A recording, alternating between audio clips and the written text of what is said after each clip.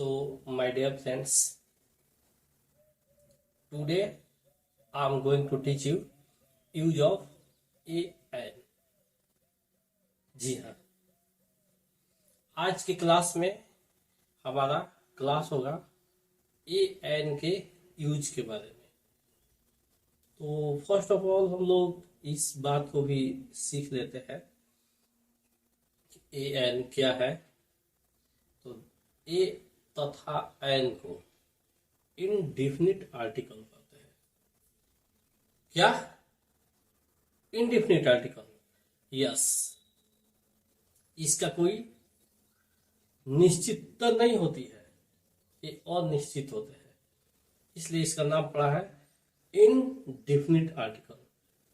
ये जब किसी नाउन के पहले यूज किए जाते हैं तो उसको ये इनडिफिनिट के रूप में ये बताते हैं, तो उसको करेक्ट करते हैं। तो इसी के बारे में हम लोग दोनों के यूज को अलग अलग देखेंगे। ए का यूज कहाँ होगा, एन का यूज कहाँ होगा। तो first of all use of a देखते हैं। यूज ऑफ ए में देखते हैं कि ए का यूज कॉन्सोनेंट साउंड, जो व्यंजन वर्ण होते हैं क से लेकर ज्ञ तक, उस साउंड के पहले ए का यूज किया जाता है। जी हाँ, जैसे वो साउंड आते हैं, एग्जाम्पल से समझ सकते हैं। ये जैसे बुक आ गया, चेयर आ गया, तो बुक। तो बुक को हिंदी में हम लिखते हैं बुक को। तो बुक लिखेंगे तो व्यंजन वर्ण आ गया, यानी जो हमारे कान में साउंड सुनाई दिया वो कॉन्सोनेंट साउंड सुनाई दिया। जितने भी वर्ड्स है इस ब्रह्मांड में,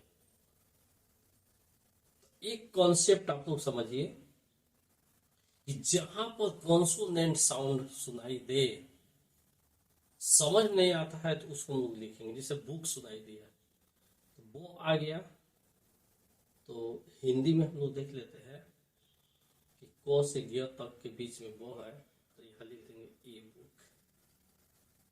क्लियर? नेक्स्ट है चेयर। इसके पहले क्या लिखेंगे? A chair. A film, a unit, A BA, A DM, A DU, DEO, a uniform, A European, A university, a universal. समझ में आया? इस कॉन्सेप्ट को हमको समझना है कि जहां हमको दिक्कत हो उसका प्रोनाउंसिएशन करेंगे, उच्चारण करेंगे और उसको रिटर्न करेंगे। जब हम लिखते हैं उसको तो उसका फर्स्ट साउंड पर ध्यान देंगे, फर्स्ट पहले अक्षर पर ध्यान देंगे और उस अक्षर के हिसाब से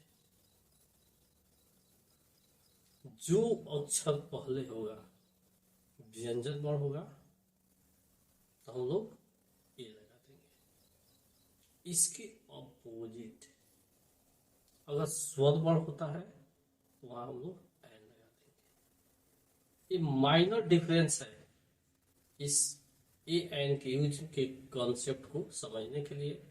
अक्सर 2 4 5 क्वेश्चन हर कॉम्पिटेटिव एग्जाम में आर्टिकल से लिए जाते हैं, और वहाँ थोड़ा सा हम बहुत कुछ जानते हुए भी थोड़ा मिस माइंड हो जाते हैं। हालांकि एक कॉन्सेप्ट हम समझ लेंगे तो कोई तकल्लुफ शायद नहीं होगा। ETC इसमें हम लोग देख लिए। यहाँ पर कुछ ऐसे वर्ड्स को देखे, जैसे यूनिफॉर्म, यूरोपियन, यूनिवर्सिटी, यूनिवर्सल। इसमें क्या हुआ कि हम पुराने जो नीचे लेवल पर, प्राइमरी लेवल पर जो पढ़े थे, मिडिल लेवल पर, कि ए आई ओ यू वॉयल के पहले एन का यूज किया जाता है, उस हिसाब से यहाँ हम फंस जाते हैं। लेकिन जब यहाँ पूरा डिफाइन करके हम पढ़ें कि नहीं, ऐसे इसका यूज नहीं होता है, कुछ अलग टाइप से होता है, तो शायद हमारा कंफ्यूजन दूर हो गया होगा। इसी तरह हम लोग देखते हैं यूज ऑफ एन। तो एन का यूज वॉवेल साउंड अ से लेकर अह तक के पहले किया जाता है।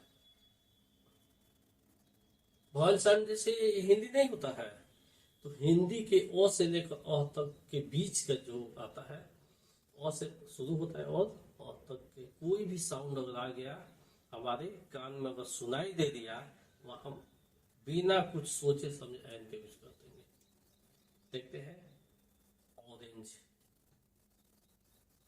ऑरेंज आ गया, इसको हम जब रिटर्न करेंगे क्या हुआ, ओ आया, ओ आया, तो एन ऑरेंज। एक को रिटर्न करते हैं, एक एन एग। समझ में आया ना? आगे देखिए आवर। स्पेलिंग पर ध्यान देते हैं, एच ओ यू आर। तो हम कंफ्यूज हो जाएंगे, फिर वो पुराने क्लास की याद आएगी कि हम रट्टा मार लिए हैं, ए एन के पहले एन का यूज करते हैं, ए ई आई ओ यू के पहले एन का यूज करते हैं। ये रट्टा हमारे यहाँ काम नहीं आया, यहाँ हमको कॉन्सेप्ट को समझना है। तो आवर, अब हिंदी में जब रिटर्न करेंगे, आवर, आवर, एन और an honest man. Honest man के पहले M P, an M P, M A, an M A, M D, an M D, M S C, an M S C, an Indian, Indian,